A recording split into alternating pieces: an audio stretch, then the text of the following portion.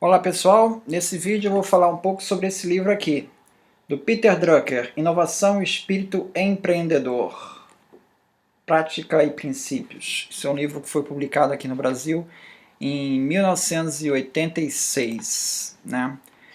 Então o Peter Drucker, ele começa falando, primeiro essa palavra, entrepreneurship, né?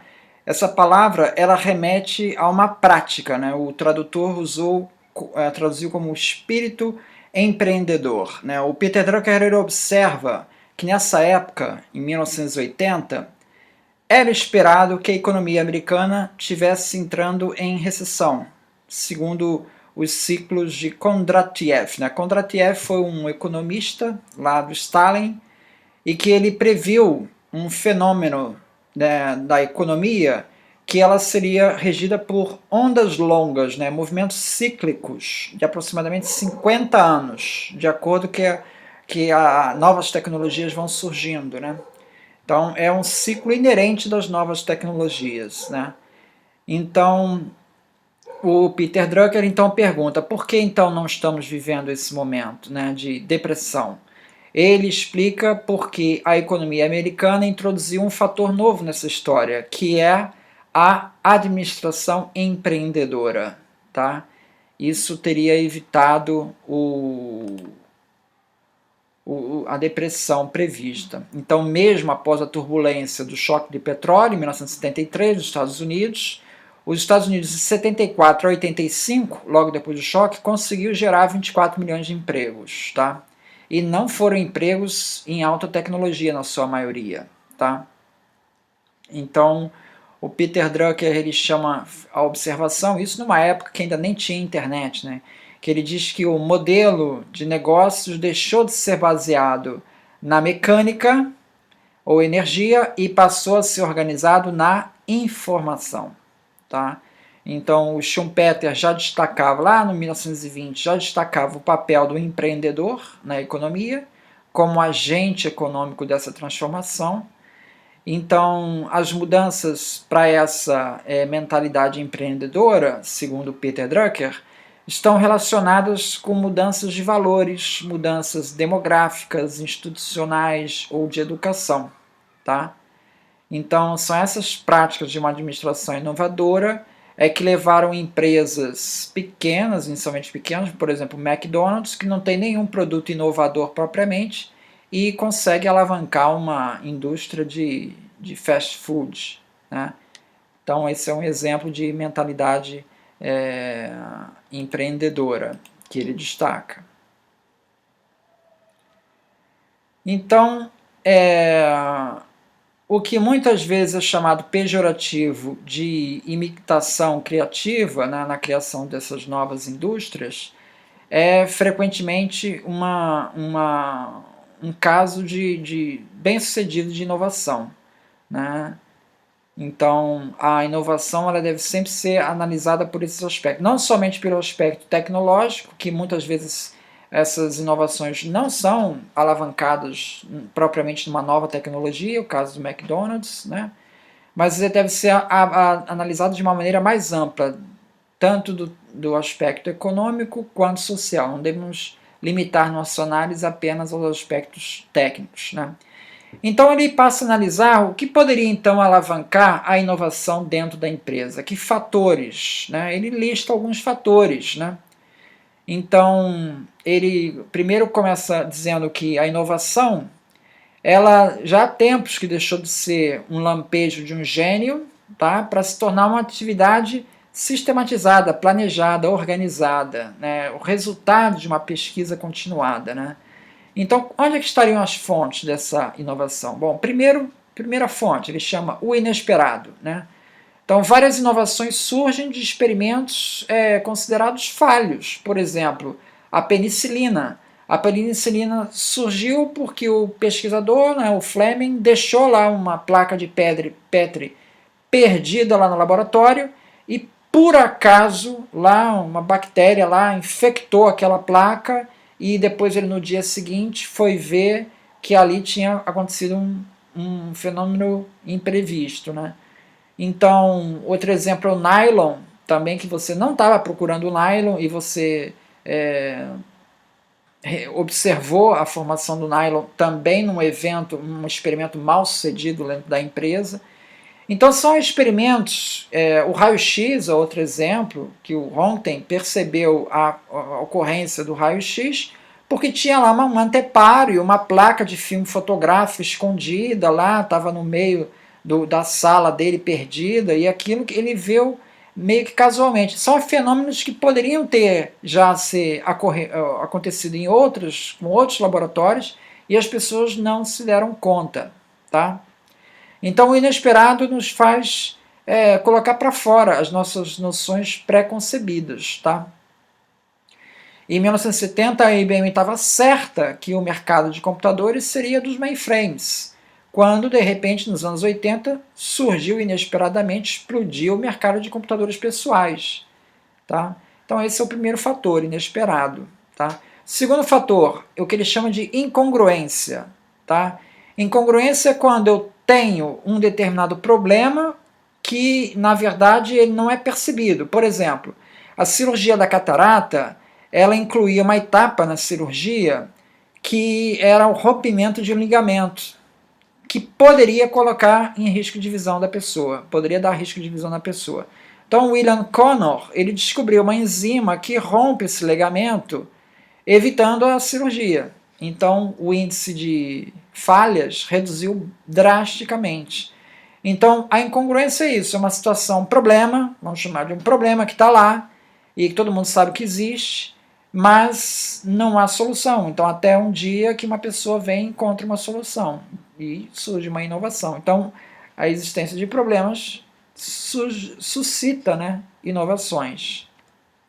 Outro fator que pode dar origem às inovações é a necessidade. Necessidade, por exemplo, todos sabem da existência do problema, mas ninguém está procurando solução, tá?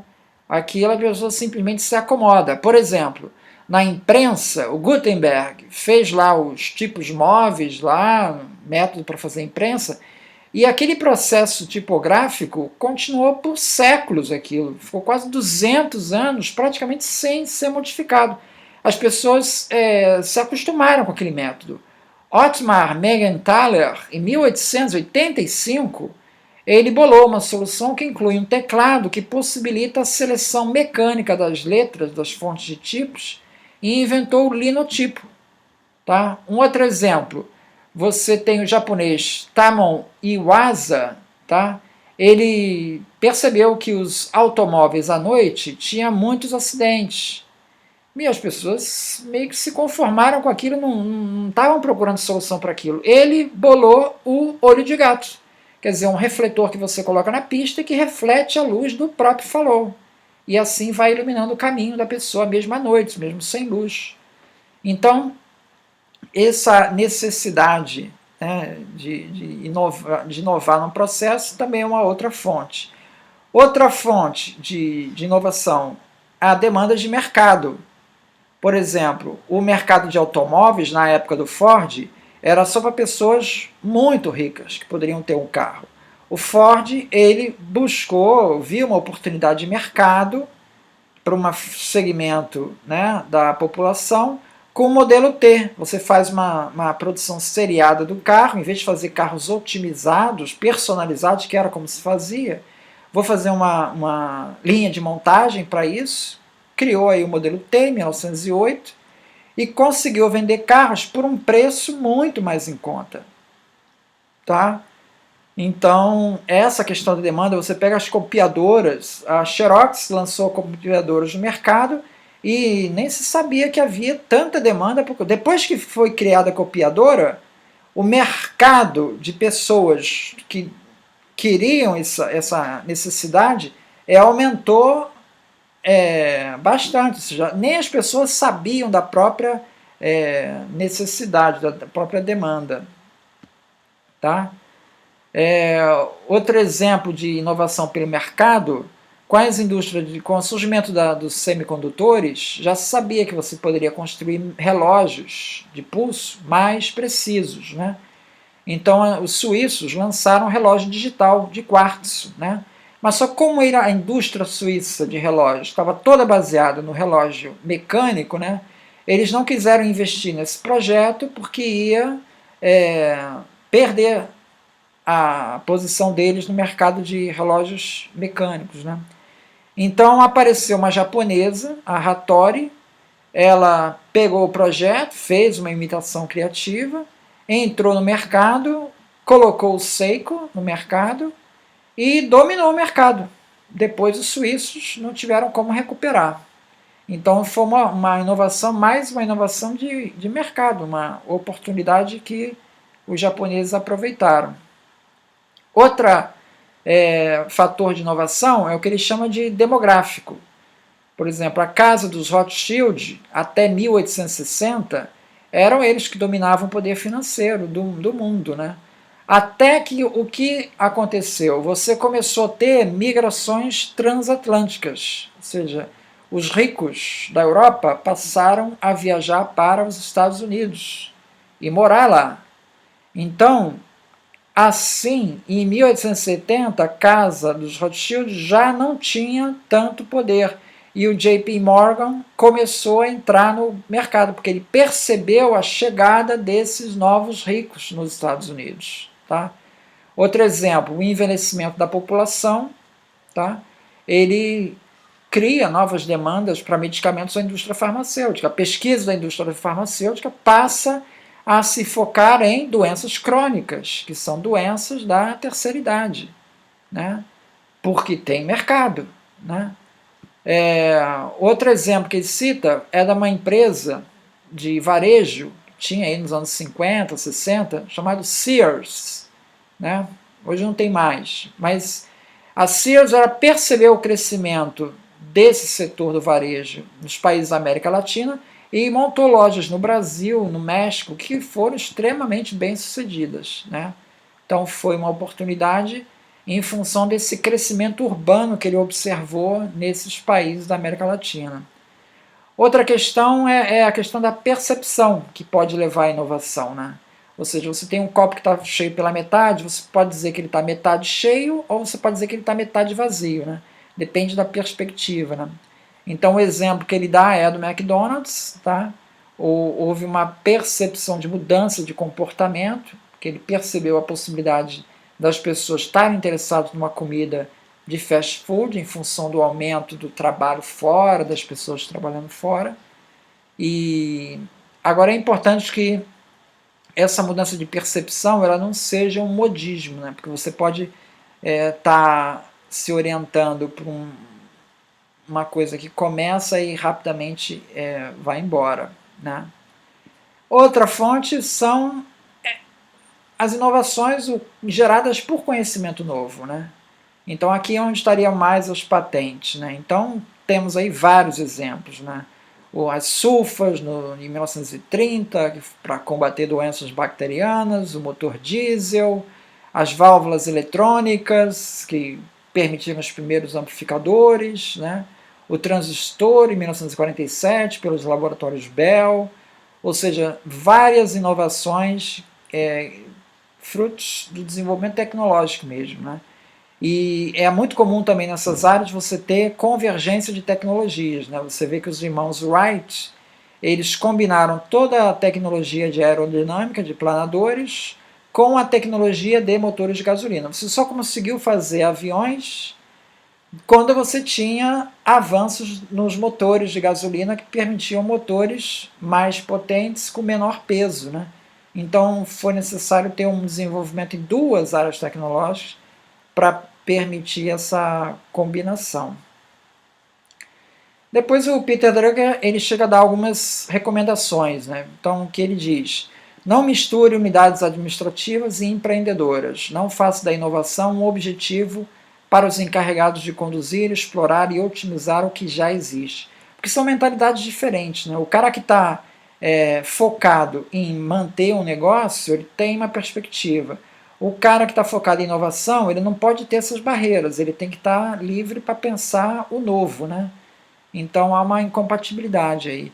Segunda, mantenha o core do seu negócio. Né? Os esforços inovadores que tiram a empresa de seu campo raramente dão resultado. Quaisquer que sejam os benefícios da diversificação, ela não se mistura com inovação. Terceiro fator, uma empresa que quer se capacitar para inovar e ter uma chance de sucesso em uma época de mudança rápida, tem que implantar a administração empreendedora dentro de seu próprio sistema.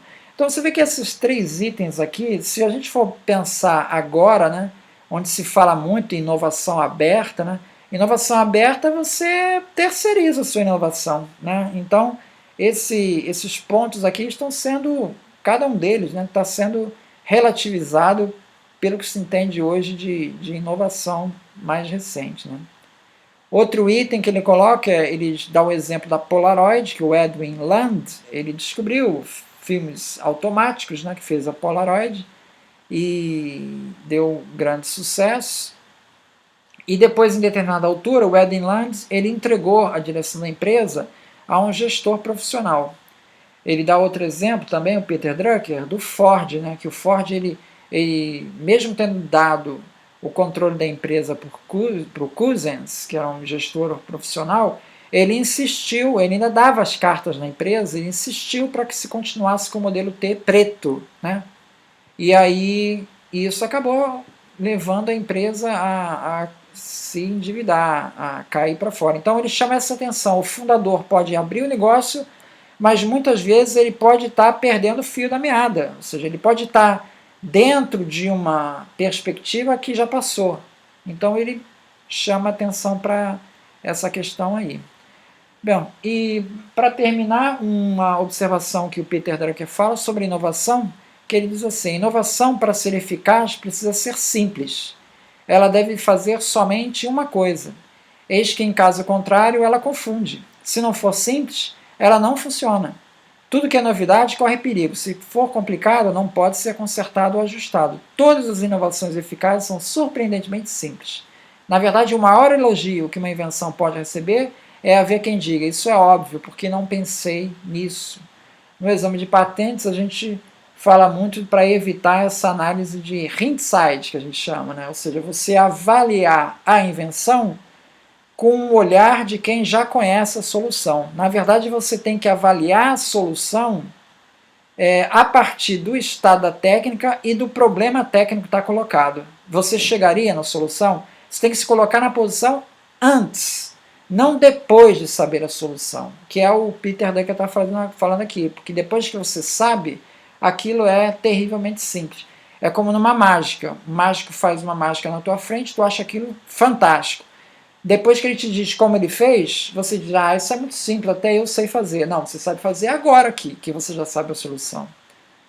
Então, é isso então. Muito obrigado.